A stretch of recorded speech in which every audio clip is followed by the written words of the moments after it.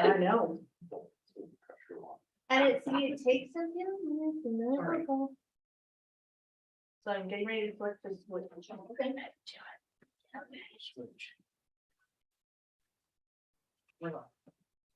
Good afternoon, everyone. Welcome to the Town of Vesuvius regular open meeting of council, June the 14th, 2022, 2 p.m. in council chambers. So we will first off have the approval of the agenda, and there are no late items. Mrs. Robinson, thank you very much. Thank you, Councillor King, Councillor Rhodes, all in favor.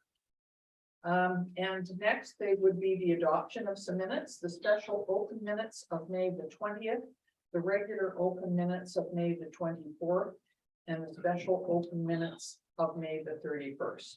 Could I have a motion to approve those three, please? Councillor Rhodes, Councillor Bennett, all in favor. Thank you. And we will skip a few things, go down to staff reports. And that would be page 24. That would be Mr. Davis, but instead we have Mrs. Dent. Please go ahead. Thank you. This is for the commercial slips at Desert Sunrise Marina, the intent to lease. So the town has advertised an expression of interest to advertise for 2 commercial slips. An ad was placed in the local paper and on the town website. Only one proposal was received by town staff. After reviewing the proponent, we are recommending that the 2 slips be offered to SunWest Investment Corp, DBA Wake Pilot. Each slip will cost a total of $2,000 plus tax and will be available for this year only. The season ends October 31st, 2022. Staff is bringing forward an intent to lease for council's consideration. So options for council to approve the intent to lease 2 commercial slips to SunWest Investment Corp for a cost of $4,000 plus tax for the 2022 season that ends on October 31st. For council to approve the intent to lease to another proponent for a cost of $4,000 plus tax for the 2022 season, or for council not to award any slips to any proponent at this time. So implications. Community having a fully functioning marina enhances our ability to showcase the town and provides an incredible venue for locals and tourists. Organizational, working with the proponent to fulfill the smooth operation of the marina. Budget, financial / risk implications. Commercial slips are $2,000 each for the season. Significant dates as soon as possible. And sustainability, making sure the marina is functioning as per our policy and mooring agreements protects the lake from potential issues such as gas spills and shore erosion. And so our recommendation is for council to approve the intent to lease 2 commercial slips to SunWest Corporation, DBA Wake Pilot for a cost of $4,000 plus tax for the 2022 season ending on October 31st. Thank you, Mrs. Dennison. Councillor King. Yeah, I'll move option 1. Thank you, Councillor Bennett. Absolutely. So you're seconding it first? Yeah. Okay, go ahead. This question me when we do a cost of $4,000, it's for just the end of the season. So once people lease down there, like next year they get first option on ones again. So Yeah. It's a 1-year lease. Yeah, typically we do 3 years, and then they'll get the current leaseholders will get first right of refusal before we put it out there again. This 1 year will bring it in line with the other slips that this corporation owns, so it'll all be on the same schedule. Okay, thank you. Okay, nothing else? Okay, all in favor of the motion? Thank you very much. That's carried. Thank you. Thank you very much, Mrs. Dennison. Thank you. Next, we will go to general net payroll and Sunbola Arena financial accounts. And to report on expenditures, payable and payroll information for council to receive for information purposes. So as of June 14th, 2022, general cash requirements of $735,635.77, and Sunbola cash requirements of $18,580.07, and net payroll accounts of $107,753.41. could we please have a motion to accept these for information purposes? Thank you, Councillor Rhodes, Councillor Harvey, all in favor. Thank you. And next is the building report. And I see that we have one in-ground swimming pool being put in and 2 single-family dwellings with for a total this month of 1,419,000. Total to date 6,902,000.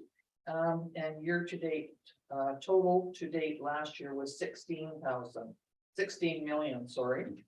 16 million, I'm out by a couple decimal points there.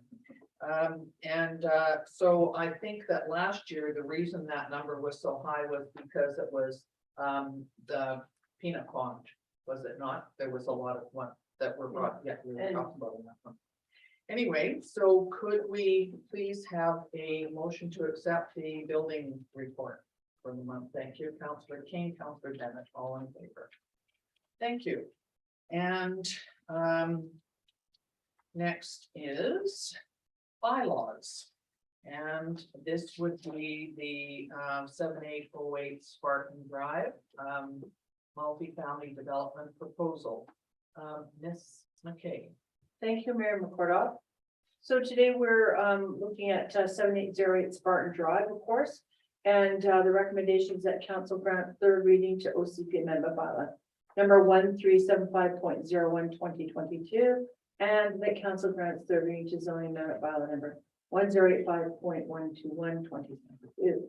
So council recall on May 10th that you accepted the application, granted first and second readings to the proposed amending OCP bylaw and amending zoning amendment bylaw. And then a public information meeting was also held on May 17th, followed by the public hearing on May 31st. Now, if approved, the project will consist of a mix of 5 townhomes and a 17-unit apartment style condominium building. The applicant is proposing to rent a minimum of 12 of the apartments for a minimum of 20 years, with 4 of those at 12 for the 12 units at below market rental rates. And of course, all the rentals will be secured by way of a restrictive covenant registered on title.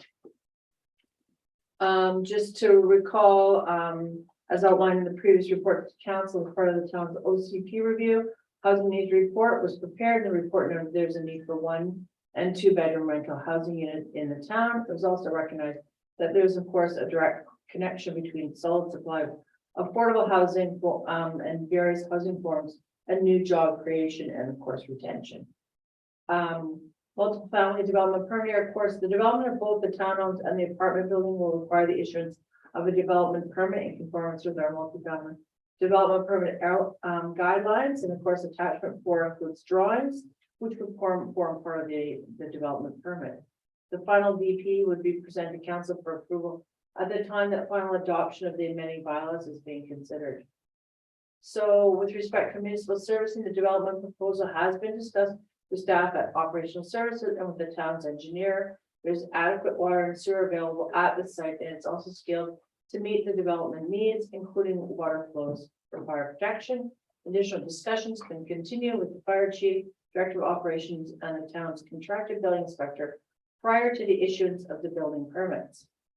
Again, the public open house was held May 17th, followed by the public hearing May 31st. Attachment 3, of course, to this report that I'm prepared for you includes draft minutes of the public hearing. Now, the developer did speak at the public hearing and stated that the intent is to secure long-term tenants for the rental units. Of course, it's recognized that our zoning bylaw prohibits rentals of less than 30 days, but the developer is interested in securing long-term tenants as they intend to spend the time needed to ensure they have the appropriate tenants for the site. As previously noted, the intent is to rent the units to Astutis residents first. Staff are in support of the proposal to amend the OCP and rezone the property at 7808 Spartan Drive to accommodate a small apartment building and 5 new townhomes, with the proposal to maintain 75% of the apartment units as rentals. This will of course aid in addressing some of the housing shortage in our community. Options before council today is previously noted. Option 1, that council grant third reading to OCP amendment and third reading to the zoning bylaw amendment. Or option 2 is that council defeats the bylaws at third reading. Staff are recommending option number one, as outlined at the beginning of my report. Implications for the community, of course, will benefit from the additional rental units to our housing stock. Organizationally, of course, the preliminary development proposal was forwarded to outside agencies, including MOT. No concerns were identified. MOT's granted approval. There are no implications to the town's budget associated with this report with the proposed development. And of course, should the proposed development be approved by council and a development permit then issued, the applicant will have 2 years to substantially commence the work on the site. With respect to sustainability, the property is located within a municipally serviced area, which has been identified for future development. Of course, it's within walking distance of community amenities, which is something that we like to see with respect to new development for residential purposes. Thank you, Mayor Alberto. Thank you very much. That's okay. I certainly did read through all of the minutes from the meeting the last time and noticed that there were some questions asked by some of the people that were here. And I know that there are different ways of rentals, and when I got thinking about it, it seems to me that a rental unit for 1 month would likely be a rental unit that is fully furnished. Somebody who would be moving into a new place would likely be bringing all their own things in, and therefore would certainly not be doing that on a 1 month basis, would they? So I think that was a bit of a concern the last time, the different types of rentals. Do you feel that, I'm just wondering if you could explain it from your point of view, because I think there may be people that were listening and that. Sir, now, as Yeah. noted in my report as well, so not providing new information, the intent is to find tenants that are interested in the longer term rental. They would do a serious vetting process for prospective tenants.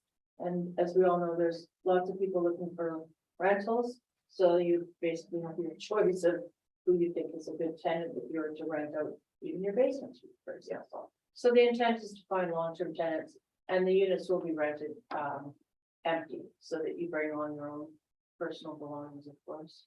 Thank you. Go ahead, Councilor. Yeah, I'll move option 1A, the council grants third reading to the efficient community plan amendments bylaw 1375.01 2022.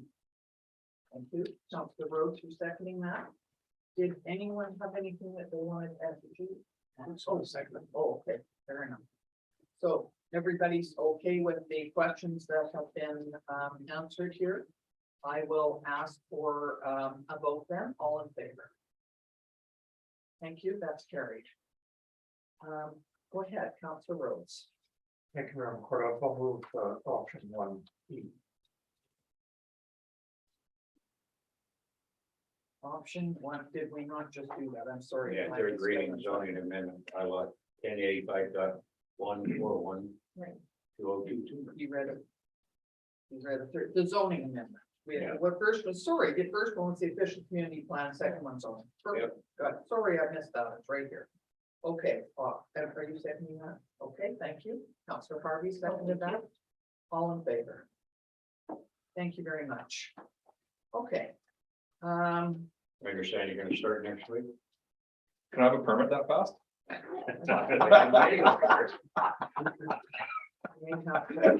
can get your development permit for you, but Oh, one more stuff to go along. yeah. Yeah. Okay, thank you. I think we will move on to the CAO report.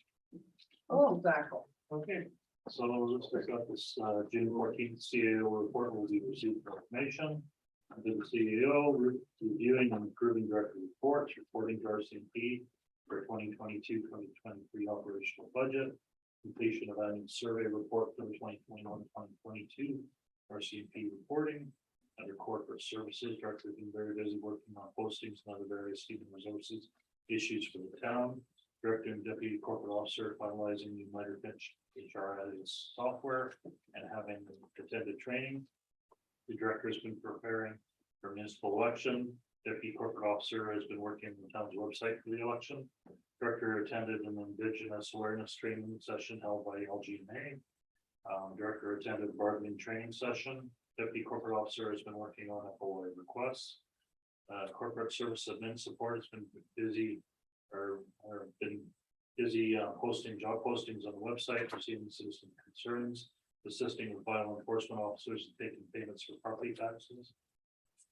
Bylaw enforcement officer been very busy dealing with various Airbnb complaints, noise complaints, unsightly premises and patrols of the park. Under operational services, well 5 brought online to address demand, water quality issues being addressed. A chlorine sensor malfunction, our irrigation station number 8 sensor to be replaced. Chlorine dosing pump improvements in well 4 and 5. Water service repair on Poplar Court. Installation of water and wastewater service installation for development. Installation of new water service for properties on 62nd Quail. Reprogramming at the wastewater treatment lagoon to look at efficiencies. For public works, chemical spill response on Main Street by AG Foods. Information placements at the cemetery, seasonal mowing, park washed, for power wash splash park. Placement of 5 concrete slabs for memorial benches. Irrigation failure at cemetery caused some soil settlement and other damage, repairs being made. Special events deliveries, finding a walkway clock, repairs being completed this month or this next month. Replacement of sidewalk panels on Fairlands Drive. Under capital, landfill new scale and office set are set and going through commissioning, anticipating a September opening. Legion Beach contractor will be back on site shortly. Place exterior walls, still trying to coordinate paving on walkway. 85th Street pedestrian plaza for preliminary survey being completed beginning of July to start the design work. Fleet replacement, the first RFP release for the new dump truck and flatbed truck has gone out. Replacement of Gala wastewater pump station, design 75% complete. Looking at options for wet well pumps. Road design work and initial designs complete, reviewing with True to address concerns. Active transportation network plan. Public engagement survey closes on June 10th. We'll be compiling the results and presenting to council in August. Main Street concepts, final presentation to council late July. Master plans for water and wastewater systems in preliminary stages. South domestic water system extension in final stages. Reviewing deficiencies with contractor. Under community services, department would like to welcome Andrew Barnes as a new lead hand at the Sun Bowl Arena. Andrew will be replacing Tom Smith, who is retiring. Best wishes to Tom. Department would also like to welcome back Brianna Hartman as our summer coordinator. Summer program flyer is out. This year we're expanding the preschool tights camp and bringing new art program in partnership with the Artists on Main. Staff are busy preparing for the upcoming volunteer appreciation luncheon, which will be happening June 24th. Sun Bowl Arena staff are busy preparing the rink to reopen July 18th. Boardroom, office, and bleachers have been received a new coat of paint, along with the hockey nets. Planning development, drop-ins and public inquiries continue to keep the planning team busy at front counter. Director is finalizing RFPs for zoning bylaw for Shore Lake and lake bylaw updates, as well as short-term rental review for release this month. Director attended a resort community collaboration meeting along with representatives from all the other RMI communities. Discussion focused on supporting Indigenous community goals for tourism, emergency preparedness, and challenges related to housing and staff shortages. The director is preparing material for the upcoming RMI stakeholder meeting on June 22nd. Director met with the executive director of Destination Suez to discuss deal board direction and next steps for the resort development strategy. Under staff, the planning technician took part in the introduction webinar by the RDS. Gave the background on appropriate and pilot objectives. Planning development clerk is now on the OHNS committee. We'll be participating in training next sessions. Business licenses, 3 new business license applications, 1 food truck application and 1 change of address. Under building permits, 6 new building permit applications were received. And looking out here, it's looking at year-to-date building permits issued 15,122,000, and that's just to June here. So it's a lot higher than what was reported in the regular meeting, but that includes the June numbers. Under the fire department, we'll see as fire department is participating 2 days of live fire instruction in Penticton. This training is being taught internally by Chief Portmeyer, utilizing Penticton's live fire facility. We have confirmation that brush 191 will be delivered before the end of July. We're working with suppliers to fulfill our outstanding orders from January. We've hired a new deputy fire chief of fire prevention. Rob Hadama starts on June 28th. He brings a positive attitude and will be a welcome member to our family. We volunteer at a local daycare in town to deliver public education for fire and life safety in your home. Under finance department's busy processing payments, completing property tax deferments, and following home overdraft inquiries. To date, property taxes that are out now, due date July 4th, we've collected and processed 27.55% to date. Rural Water's got a billing due date of August 15th. We've collected 1,400 or 14.18% from that. And rural sewer has got a due date of July 4th. We're 46.41% collected. And that is the report. Thank you very much, Mr. Zackel. Could we have a motion, please, to receive the CO report? Councilor King, Councilor Rhodes, all in favor? Thank you. And now we will go to council reports. Councilor Rhodes. I have nothing to report. Okay, thank you. Councilor King. Councilor Bennett. Oh. Just a couple things, May 25th, the school district, I can remember.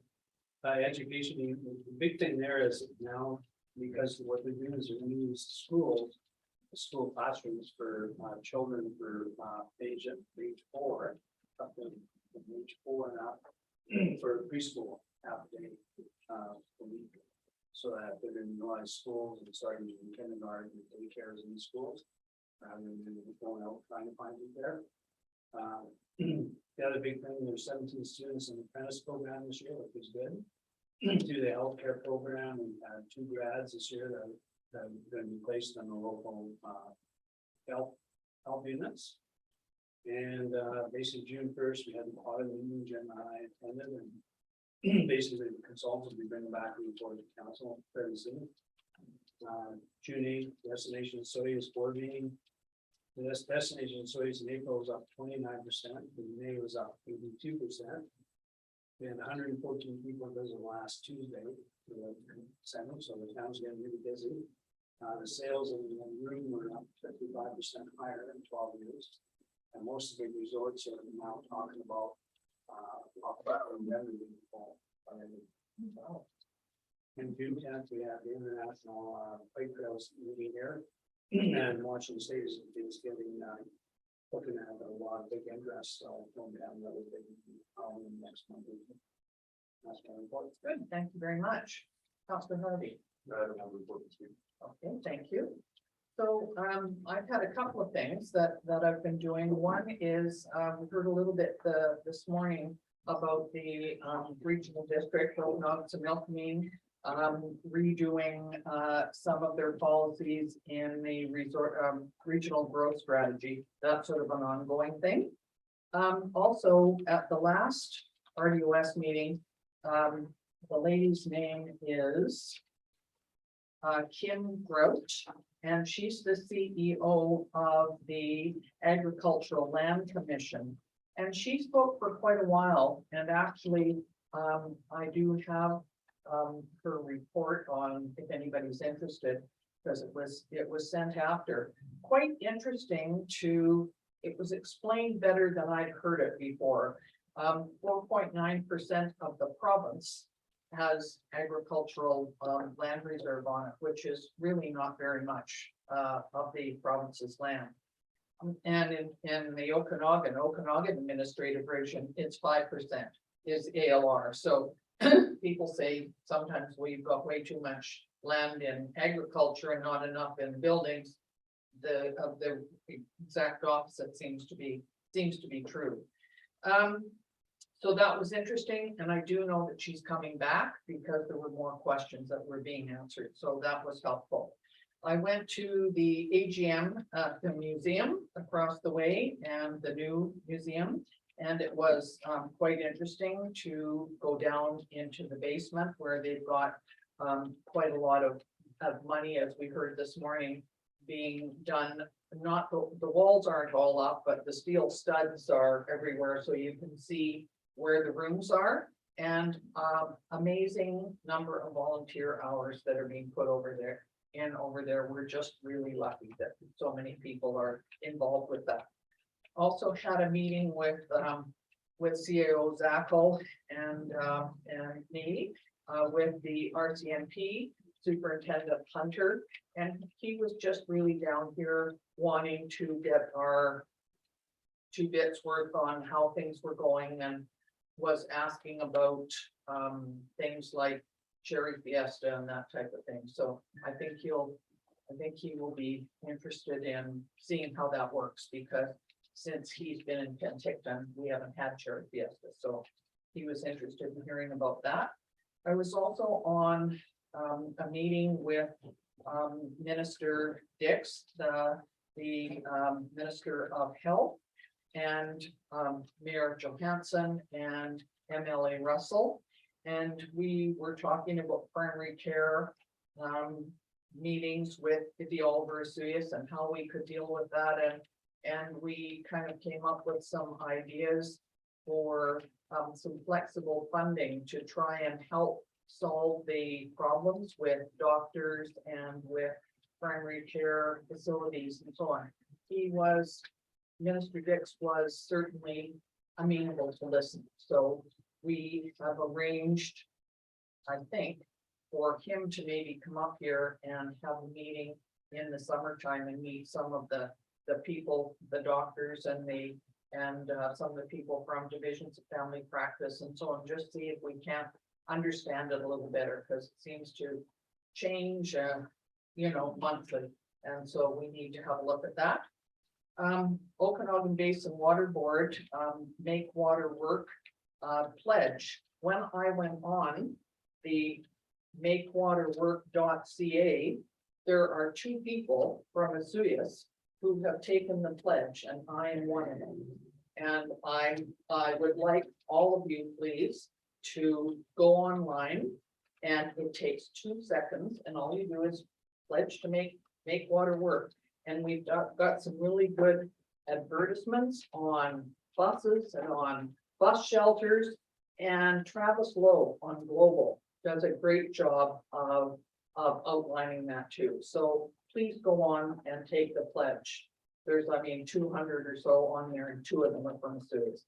I know it doesn't look like it. Yeah.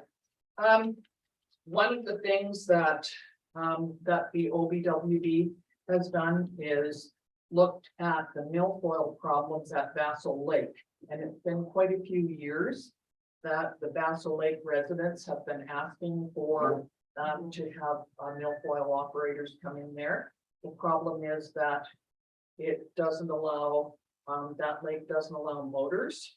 And also there are very few spots where they can actually get in. They cannot rototill it. They don't have that ability, but they can harvest it. So harvesting is like the haircut in the summertime. It hasn't been absolutely okay yet. They're still waiting for provincial approval.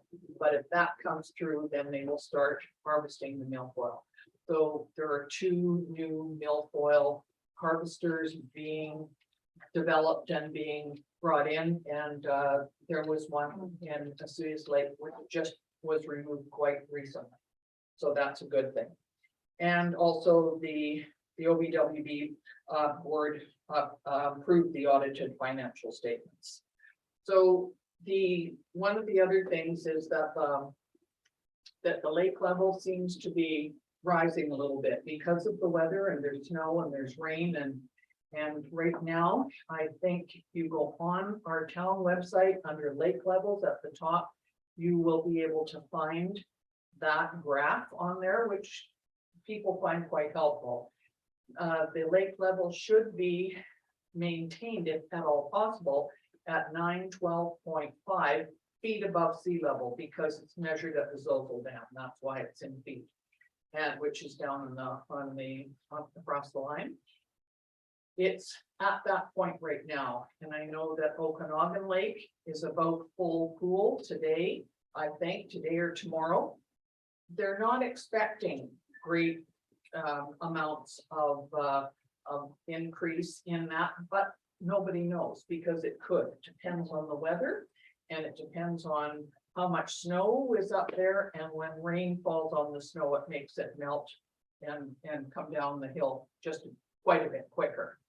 So those are the kinds of things that we're sort of looking at, but I did check with our director of operations, and he is checking with EMBC, Emergency Management BC, and they will look, and if need be, and the lake does come up, there will definitely be sand and sandbags available for people who live on the lake. So, you know, that's something that you can keep in mind and watch for e-news and on our town website. So those are the things that that I've been dealing with the last couple of weeks. And I think that that's all that we have for today. And I think that we need one last thing done. He already knows what he's going to do, terminate the meeting. We love terminating. Councillor Bennett seconding that, all in favor. Thank you, everyone.